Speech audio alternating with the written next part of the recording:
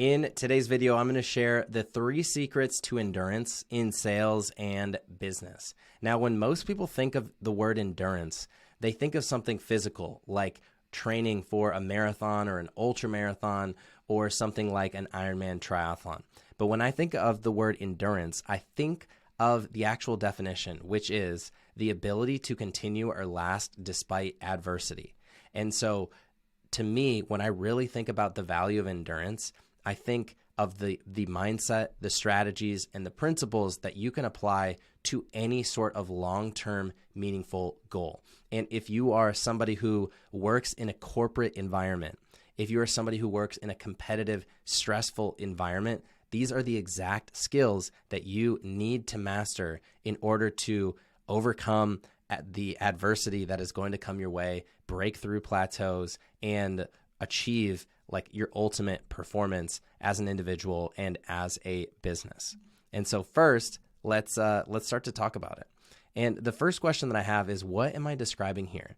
It's a nearly impossible challenge. It requires consistent daily effort. A small percentage of people are willing to take this on. There's guaranteed adversity, and there's something that requires training and a strong mindset, and there are moments when you want to give up. What am I describing here?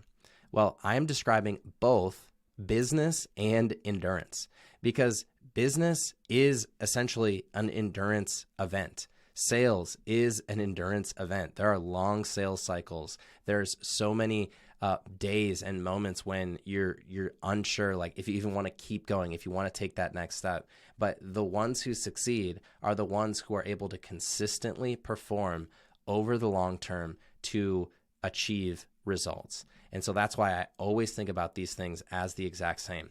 And ultimately, like the whole point of what I'm trying to share today is that salespeople and business owners need to think, feel, and act like endurance athletes. So you need to think, feel, and act like an endurance athlete in order to be successful. And that's ultimately what I want you to understand, is that you are an endurance athlete if you work in a competitive, stressful environment. And if that's true, then I want you to learn the strategies from endurance athletes and ultimately train like one. I want to challenge you to take this mindset and fully embrace it and sign up for something, challenge yourself, and do something really hard because of who it will help you become along the way. So for me, this is a picture from my first triathlon. It was a sprint triathlon. And 10 years ago, I was challenged by my father-in-law to do a triathlon. At the time, I didn't own a bike. I didn't swim for exercise, and I really didn't run for exercise either. But I wanted to kind of be a part of the family. I was motivated by this new challenge. And ever since then, I got absolutely hooked on endurance sports. And since then, I've done 7 full and half Ironmans. I've done 3 ultra marathons, a 50K, a 50 miler, and a 100 miler. I've done 29029 Everesting, and I recently completed the Ultraman Florida event, which is a 3-day, 321 mile ultra triathlon. So I have been in the arena of endurance for over 10 years and achieved some big races. But the main thing that I've gotten out of it is the mindset, the habits, and the strategies that I've applied to my corporate career in working for a startup at an edtech startup, and then ultimately my own entrepreneurial journey, where I started my podcast 3 years ago. When I first started, I decided to do a podcast every single day for a year, and have been able to grow my coaching business to be my full-time career, and absolutely loving it. So to me, endurance is not just a physical thing. It's really all about how do you build inner endurance for everyday life and for your entrepreneurial, for your sales, for your business goals. And this capability is within all of us. We just need to be taught, and we just need to put ourselves in situations to where we can discover it for ourselves. So the real value is when you apply the mindset and habits of endurance athletes to your sales and to your business. So let's get into kind of like the 3 keys. The first one, whenever I'm getting ready for a big event, the biggest question that I get is, how do you mentally prepare for a big race? How do you mentally prepare yourself to run 100 miles? How do you mentally prepare yourself to cover 321 miles in 3 days of a triathlon? And I have done a lot of different things to prepare for big races, but this was the most important for me during my first 100-mile ultramarathon, which was last year in October. And when I first, when one of my friends 5 years ago first asked me if I ever thought I could run 100 miles, I said no, because I didn't think I was physically capable of it. But ultimately, I built up the courage, and I was able to get to a point where I felt like I had a chance to complete it. And so when it comes to preparing for a race like that, one of the first things that I try and do is visualize. And I visualize myself from the very beginning to the end of the race, and I see it going perfectly.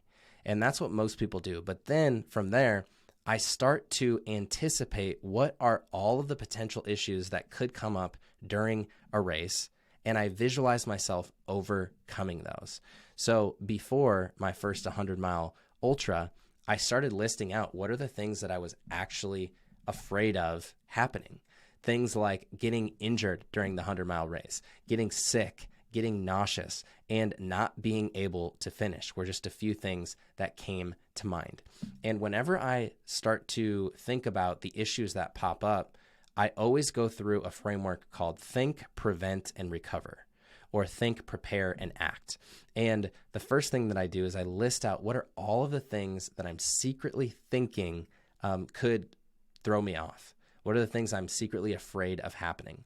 Then in the next column, I list out what are all the things that I can do to prevent that from happening. And then after that, I list out if this thing that I'm secretly afraid of happening does happen, what are two things that I will say to myself, and what's one action that I'll take? So it's not that I try and avoid the adversity during an event, it's that I expect it. Because when you're doing something for 100 miles, around 24 hours, like things are going to go wrong. And it's not a question of if they're going to go wrong, it's a matter of when. And so if we know that these things are going to happen, then the best thing that we can do is proactively list them out, prepare for them, and proactively rehearse how we are going to recover. And so this is ultimately the first key to build endurance for your sales goals, for your business goals, for your corporate goals.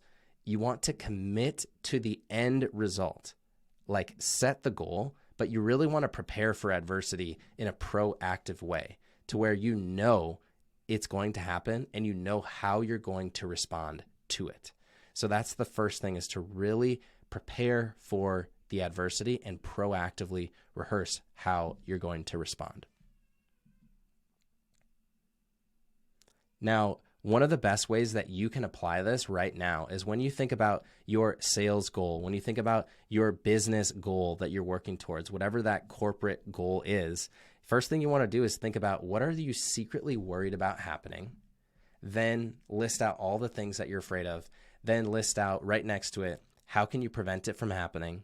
And then the last thing is, if this thing that you're afraid of happening does actually come up, what are 1 to 2 things that you will do, or what are some things that you will say to yourself? And I guarantee if you do that, you're going to feel more prepared for the adversity. Now, the second key, when you first start thinking about doing something hard, when you first start thinking about signing up for a race, a lot of people think, you know what, maybe I could do this. You know, maybe if with this framework that I have, maybe you're starting to think, you know what, I think I could actually do something really hard. But if I were to ask you, how many of you think you could train for a Ironman? How many of you, if I were to ask you, could you actually complete a 2.4 mile swim, 112 mile bike, and then a marathon at the end? How many of you who are listening to this think like you could actually do it? Well, a lot of people might say that they wouldn't be able to do it. But if I were to ask you, could you go for a 15-minute run next Tuesday or a 25-minute run next Tuesday? How many of you think that you could actually complete that? So this is where the power of your mind comes in.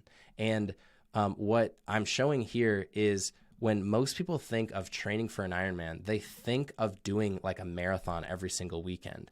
You think of training on the bike for 5 or 6 or 7 hours. But the reality is that there is a progressive impact. There's a progressive training overload that happens when you are training for a big event. And what I'm showing here is the Just Finish program. So this is like one of the first weeks of an Ironman training program, and it's anywhere from 24 to 30 weeks, I believe, for this training plan. And what is on the training plan is it's just a 15-minute bike. There's a 15-minute run, and then there's a 30-minute run. So the first week is literally just biking for 15 minutes and running for 15 minutes. So this is one of the most important keys or principles when it comes to achieving massive goals and building endurance. Is what you need to do is you need to break down your massive challenge. When I think about completing an Ironman, I don't think about doing the full distance. I break it down to just the most manageable, digestible piece that I can complete. When it came to running 100 miles, the only thing that I thought about was running 10 miles 10 times. Because when you think about running 100 miles, it's just so overwhelming for your mind. But when you think about running 10 miles, that's something that I've done hundreds of times, and it becomes much more manageable. So the best way to break this down and to apply this is to think about what are your business goals, what are your sales goals, whatever that the goal is for your competitive environment. What are the goals over the next 1, 3, and 5 years? And if they scare you, how can you break it down into smaller, more manageable pieces? And this is where you start to ask yourself, what do I need to focus on this month? What do I need to focus on this week? And what do I need to focus on today in order to actually achieve that? And this is where, when it comes to endurance, one of the most important principles is that of consistency. And the best athletes are the ones who are the most consistent. It's also true in sales or in business. The best performers are the ones who are consistently showing up and getting the job done on a daily and a weekly and a monthly basis. So if you take your massive goal, you break it down into smaller, more digestible pieces, and you're consistent, you're going to be successful. So that is the second piece. So far, we've talked about committing to the end and preparing for adversity. We've talked about breaking down your massive challenge into smaller, more digestible pieces. And now we're getting into the third key. And this is another big question that people ask endurance athletes, and I'm always very curious about with other athletes, is how do I keep going when I want to give up? How do I keep like the faith when I get rejected so many different times on calls? How do I keep going when the prospect is not as responsive, or they keep delaying things and the chances of the deal going through seem to be lower? Like, this is where the top performers separate themselves from everybody else. So what are the things that endurance athletes think about? So for me, this is one of the biggest things that I focus on during the Ultraman, which is the 3-day, 321-mile ultra, is this question of adversity. It's not like if it's going to happen, it's just how do you respond to it? And whenever I am in a low, if I'm in a low in the Ultraman, if I'm in a low in a race, the number one thing that I tell myself is this is temporary. This is temporary, because there are multiple lows and there are multiple highs during a race, but they're both temporary. And so then the next thing that I tell myself is, if this is temporary, then I just need to get to the next aid station. So in a triathlon or in an ultra, an aid station is a place that has food, it has support, it has rest, it has an opportunity to reassess with your plan and then recommit to the end goal. So this is one of the most important things that you can do if you're starting to doubt yourself, if you're starting to be in a low when it comes to your business and your goals, is remind yourself that in the hardest moments, what you need to do is tell yourself that this is temporary and you need to get to the next aid station when things get hard. So the reality is it takes time and it takes consistency in order to achieve your goals. I've seen this with my podcast. I've seen this with my business. I've seen this with everything in every area of my life. But the truth is, if you keep going, if you remain consistent, it's inevitable that you will be successful. Like, this is where the power of endurance really comes through, because most people give up before they are at the finish line. Most people just give up because it's hard. Most people give up because they're not seeing the results. But this is where you can separate yourself in the corporate environment with the endurance principles. And so the best way to apply this is, if you're struggling right now, remind yourself, this is temporary, and how can you get to the next aid station? And for you, like, what is your next aid station? What is that place where you have people that can support you? You can have food, you can have opportunity to rest, you can have an opportunity to reassess and recommit, and go there today. And so as we're just kind of wrapping up here, the three keys to applying endurance to sales and business goals, it comes down to, number one, committing to the end, but preparing for adversity. Number two, breaking down your massive challenge into smaller, more digestible pieces. And number three, when you are in a low, tell yourself that it is temporary and just get to the next aid station. So this is, I hope that this was helpful for you, because this is, I believe, one of the best ways that you can separate yourself if you're in sales, if you're in business, if you're an entrepreneur, is to adopt the mindset and the habits and the strategies of endurance athletes. I believe that it's something that's going to separate you and put you on the exact path that you want to be.